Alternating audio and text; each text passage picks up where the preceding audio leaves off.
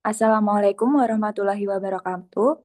Kami dari kelompok 7 akan mempresentasikan hasil diskusi kami mengenai konsep politik Islam di Indonesia, yang beranggotakan yang pertama ada Banu Lestari, yang kedua Nabila Amalia Putri, yang ketiga Alia Zafira Arlinisa, yang keempat Hasna Ega Ataya, dan yang terakhir Ahmad Fawaid.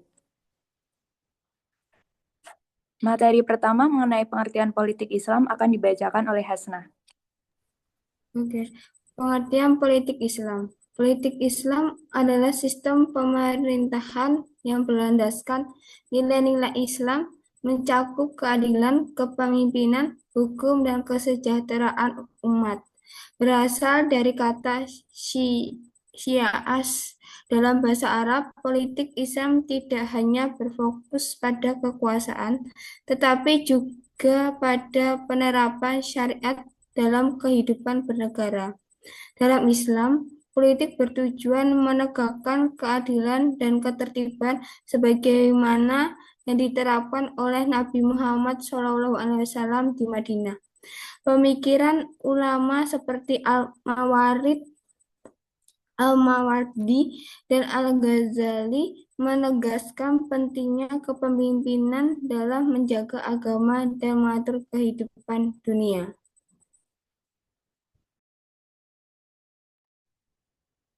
Selanjutnya, materi sejarah dan perkembangan politik Islam di Indonesia. Yang pertama, masa kerajaan. Islam mulai membentuk institusi politiknya sejak abad ke-13 dengan berdirinya kerajaan Islam seperti Samudra Pasai, Aceh, Malaka, dan Demak. Perdagangan dan dakwah menjadi sarana utama penyebaran Islam yang turut membentuk sistem pemerintahan berbasis syariah di beberapa kerajaan. Awal kemerdekaan. Pada awal kemerdekaan, politik Islam berperan penting dalam perumusan dasar negara. Para tokoh Islam mengusulkan Piagam Jakarta yang mencantumkan kewajiban menjalankan syariat Islam bagi pemeluknya. Namun, demi menjaga persatuan, kalimat tersebut dihapus. Meskipun demikian, politik Islam tetap berpengaruh melalui partai-partai Islam seperti Masyumi dan Nahdlatul Ulama atau NU. Masa Orde Lama pada tahun 1945 sampai 1966. Setelah merdeka, politik Islam berkembang dengan peran Masyumi dan NU. Namun, kebijakan Soekarno yang mengarah pada nasionalisme dan sosialisme menghambat peran politik Islam. Masyumi dibubarkan pada 1960 karena dianggap menentang pemerintah, terutama setelah beberapa tokohnya terlibat dalam pemberontakan PRRI atau Pemerintah. Pada masa Orde Baru, tahun 1966 sampai 1998. Pada era Soeharto, politik Islam ditekan dan digabungkan dalam PPP, dengan fokus pada sosial dan budaya.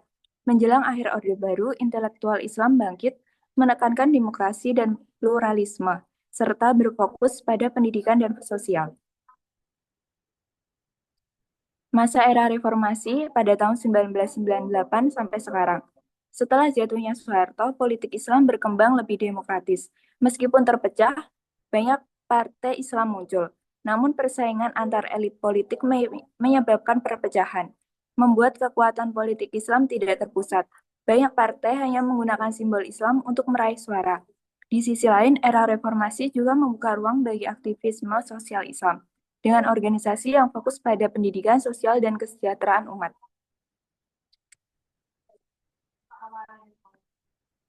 Selanjutnya, materi prinsip politik dalam Islam yang akan dibacakan oleh Alia. Oke, selanjutnya ada prinsip politik dalam Islam, terdapat 8. Yang pertama, prinsip kedaulatan. Kedaulatan adalah kekuasaan tertinggi dalam suatu negara. Kedaulatan yang mutlak adalah legal dan legal adalah milik Allah. Kedaulatan tersebut dipraktekkan dan diamanahkan kepada manusia selaku khalifah di muka bumi. Prinsip kedaulatan atau al-hukmiyah dapat ditemukan dalam surat Yusuf ayat 40. Jian Budin menjelaskan 3 hal. Yang pertama, kedaulatan itu bersifat mutlak, abadi, utuh, tunggal, dan tak terbagi-bagi, dan bersifat tertinggi. Yang kedua, ada kekuasaan berdaulat dalam negara itu berkaitan dengan fungsi legislatif. Artinya negara berdaulat membuat hukum atau undang-undang. Yang ketiga, ada hukum itu sendiri merupakan perintah yang berdaulat pada masa itu dikenal dengan raja. Ada 5 teori tentang kedaulatan sebagai pemegang kekuasaan. Yang pertama, kedaulatan Tuhan, kedaulatan raja, kedaulatan negara, kedaulatan rakyat, dan teori kedaulatan hukum. Yang kedua ada prinsip keadilan. Prinsip ini ditemukan pada surat An-Nisa ayat 58 dan 135 atau surat Asyura ayat 15. Prinsip keadilan adalah kunci utama penyelenggara negara. Keadilan dalam hukum menghendaki setiap warga negara sama kedudukannya di depan hukum. Keadilan harus dijalankan dengan kejujuran, ketulusan, dan integritas. Keadilan ini berlaku untuk semua makhluk tanpa memandang status sosial, ras, suku, agama, maupun kedekatan hubungan. Yang ketiga ada prinsip musyawarah dan ijma pada surat Asy-Syura ayat 38. Musyawarah merupakan sebuah etika politik utama yang bersifat komunikatif biologis. Musyawarah yaitu upaya bersama dengan sikap rendah hati untuk mencari jalan keluar dengan mengambil keputusan bersama dalam penyelesaian suatu masalah. Kepemimpinan negara dan pemerintahan harus ditegakkan berdasarkan persetujuan rakyat melalui pemilihan secara adil, jujur, dan amanah. Yang keempat ada prinsip persamaan. Dalam surat Al-Hujurat ayat 10 dan 13, negara Indonesia adalah negara ideologis, maka tokoh-tokoh dalam pengambilan keputusan memiliki posisi kepemimpinan dan otoritas ulul amr. Mereka harus sanggup menjunjung tinggi syariah dalam sejarah politik Islam. Prinsip dan kerangka kerja konstitusional pemerintahan seperti Konstitusi Madinah atau Piagam Madinah pada era kepemimpinan Rasulullah di Madinah yang mengayomi masyarakat yang plural.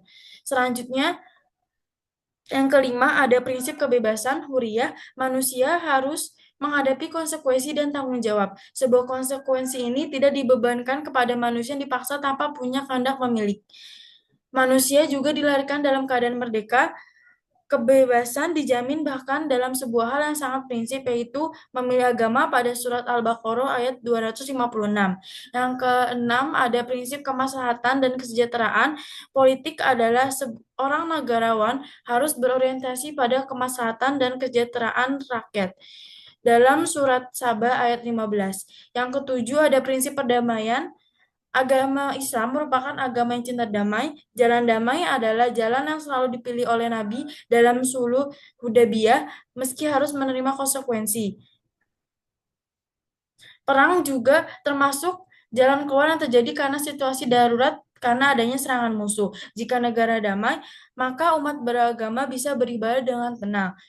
Allah berfirman pada surat Al-Anfal ayat 61. Selanjutnya yang ke-8 ada prinsip amar ma'ruf nahi munkar dalam surat Al-Imran ayat 104.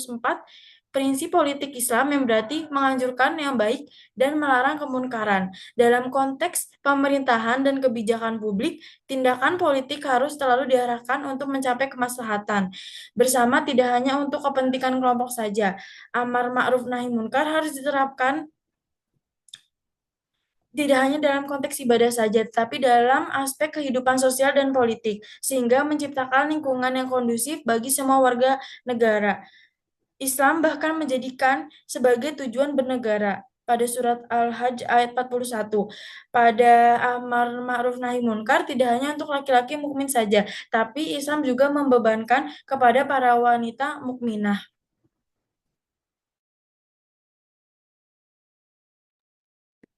Selanjutnya, materi tantangan politik Islam yang akan dibacakan oleh Banu.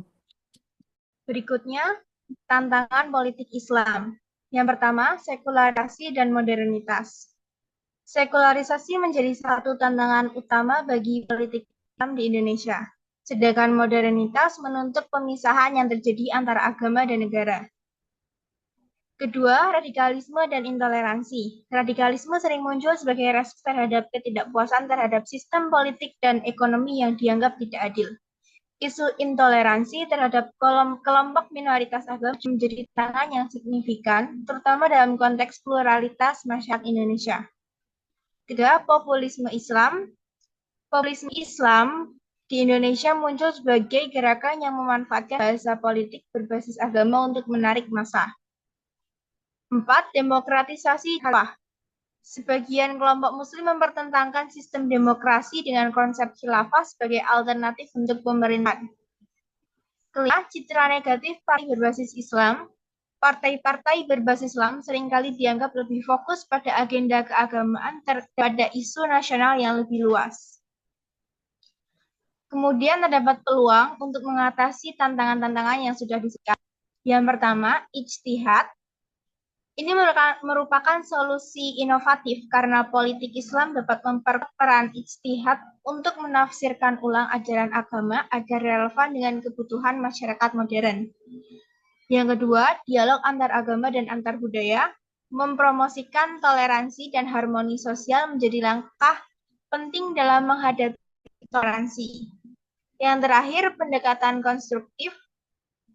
Pendekatan konstruktif terhadap radikalisme melalui pendidikan, kampanye publik, dan kerjasama lintas sektor dapat membantu mengurangi polarisasi dalam masyarakat. Selanjutnya, materi implementasi nilai-nilai politik di Indonesia yang akan dibacakan oleh Bapak Id. Selanjutnya, implementasi nilai-nilai politik di Indonesia. Itu ada 6. Yang pertama, sejarah perkembangan politik di Indonesia. Yang kedua, implementasi nilai-nilai politik Islam sistem pemerintahan. Yang ketiga, peran organisasi kemasyarakatan atau ormas Islam. Yang keempat, integrasi nilai-nilai Islam dalam sistem hukum. Yang kelima, pendidikan dan etika politik. Yang keenam, tantangan implementasi nilai-nilai politik Islam. Jadi yang pertama, sejarah perkembangan politik Islam di Indonesia. Sejak masa kerajaan-kerajaan Islam seperti Samudra Pasai dan Demak, nilai-nilai Islam telah mempengaruhi struktur pemerintahan dan kebijakan politik. Pada masa kolonial, organisasi seperti Syarikat Islam muncul sebagai respon terhadap penindasan kolonial, menggabungkan semangat nasionalisme dengan nilai-nilai Islam. Setelah kemerdekaan, perdebatan mengenai dasar negara menunjukkan binakan antara kelompok yang menganut Islam dan mereka yang negara sekuler dengan Pancasila sebagai dasar. Akhirnya Pancasila diterima sebagai konsensus nasional. Namun nilai-nilai Islam tetap diakomodasi dalam sistem politik dan hukum. Yang kedua, implementasi nilai-nilai politik dalam sistem pemerintah. Yang pertama, keadilan sosial. Prinsip keadilan sosial dalam Islam tercermin dalam upaya pemerintahan untuk menciptakan kesejahteraan sosial bagi seluruh rakyat Indonesia. Yang kedua, musyawarah atau konsultasi. Prinsip musyawarah dalam Islam sejalan dengan sistem demokrasi yang diterapkan di Indonesia. Pengambilan keputusan melalui musyawarah mufakat di lembaga-lembaga legislatif mencerminkan integrasi nilai-nilai Islam dalam proses politik demokratis. Yang ketiga, peran organisasi kemasyarakatan atau ormas Islam. Ormas-ormas Islam seperti Nahdlatul Ulama atau NU dan Muhammadiyah memainkan peran penting dalam kehidupan politik Indonesia.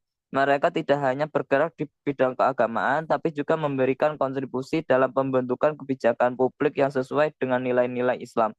Peran aktif mereka dalam pendidikan, kesehatan, dan advokasi sosial mencerminkan implementasi nilai-nilai Islam dalam ranah politik dan sosial. Yang keempat, integrasi nilai-nilai Islam dalam sistem hukum. Beberapa produk legislasi di Indonesia mengakomodasi nilai-nilai Islam, seperti peraturan mengenai perbankan syariah dan zakat. Hal ini menunjukkannya integrasi hukum nasional dengan prinsip-prinsip syariah. Selain itu, keberadaan peradilan agama menangani masalah-masalah seperti perkawinan, warisan, dan wakaf, mencerminkan penerapan hukum Islam dalam sistem hukum nasional. Yang kelima, pendidikan dan etika politik. Nilai-nilai Islam diimplementasikan dalam sistem pendidikan nasional dengan memasukkan pendidikan agama sebagai bagian dari kurikulum. Selain itu, etika politik Islam yang menekankan kejujuran, amanah, dan tanggung jawab diharapkan menjadi pedoman bagi para pemimpin dan aparatur negara dalam menjalankan tugasnya. Yang keenam, tantangan dalam implementasi nilai-nilai politik Islam. Meskipun nilai politik Islam telah diintegrasikan dalam berbagai aspek kehidupan berbangsa dan bernegara, terdapat tantangan dalam penerapannya. Beberapa tantangan tersebut meliputi pluralitas masyarakat, Indonesia adalah negara keberagaman agama, budaya, dan etis. Yang kedua, sekularisasi politik. Terdapat kecenderungan pemisahan antara agama dan politik yang dapat mengurangi pengaruh nilai-nilai Islam dalam kebijakan publik. Yang ketiga, praktik politik yang tidak etis. Masih adanya praktik korupsi, nepotisme, dan politik uang menunjukkan bahwa nilai-nilai etika politik Islam belum sepenuhnya diterapkan. Selanjutnya, kesimpulan.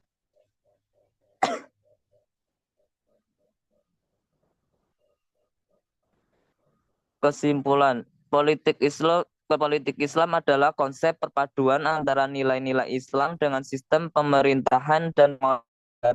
Politik Islam memiliki dua pendekatan utama, yaitu integralistik dan dualistik. Yang dibedakan tidak terpisahkan dari Islam dan hukum Islam. Harus menjadi dasar pemerintahan dan seharusnya memisahkan antara politik dan agama, berfokus pada aspek moral dan spiritual tanpa melibatkan pemerintahan. Implementasi nilai-nilai politik Islam di Indonesia telah berlangsung dalam berbagai aspek kehidupan, melalui sistem pemerintahan, hukum, pendidikan, hingga peran ormas Islam. Sekian presentasi dari kami kelompok 7. Kurang lebihnya mohon maaf. Wassalamualaikum warahmatullahi wabarakatuh.